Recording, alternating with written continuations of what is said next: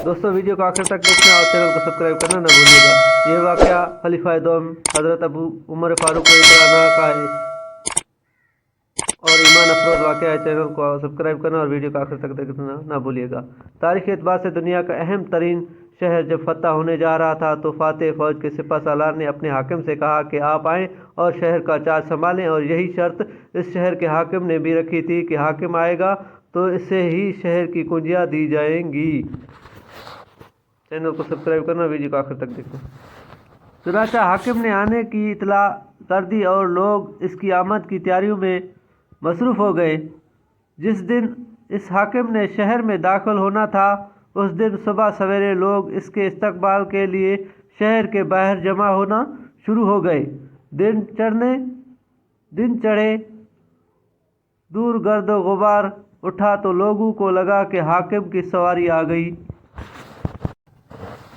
जब गुबार छटी तो देखा एक ऊँटनी की मुहार थामे एक शख्स पैदल चला आ रहा है, जबकि दूसरा शख्स इस ऊँटनी पर सवार है। पैदल चलने वाले के जिस्म पर जो पोशाक थी इस पर 14 पेवंद लगे थे। 5 पाँव कीचड़ में लथपथ होने की वजह से जूते हाथ में पकड़ रखे थे और दूसरे हाथ से ऊँटनी की मुहार खींचता आ रहा था।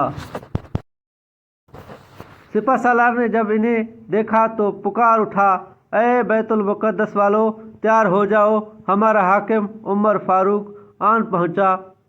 बैतुल मुक़द्दस वाले रूमी हुक्मरानों के ठाठ से वाकिफ़ थे। ये मंजर इनके लिए नाकाबिल यकीन था। पूछा कि उमर वो है जो ऊँटनी पर सवार है? जवाब मिला, नहीं, ऊँटनी पर सवार तो कोई खादिम है। उमर वो है जो पैदल चला आ रहा है।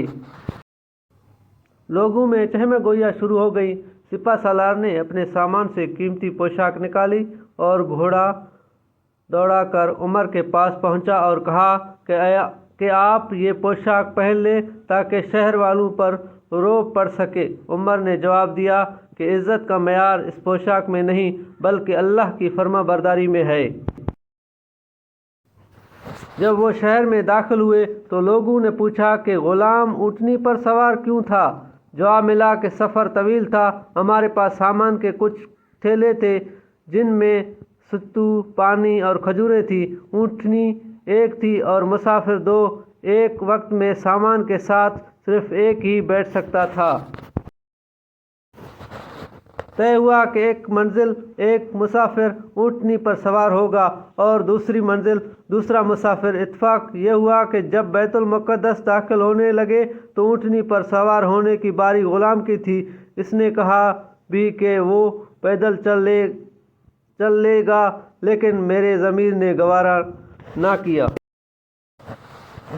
जी हाँ, ये थे हज़रत उमर रज़ी अल्लाह तआला अन्हु, जो 22 लाख मरबा मील पर फैले रकबे के हुक्मरान थे।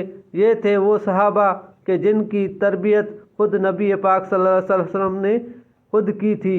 ये दुनिया अगर 7 मरतबा भी बनाई जाए तो उमर जैसा एक भी हुक्मरान पैदा ना कर सकेगी,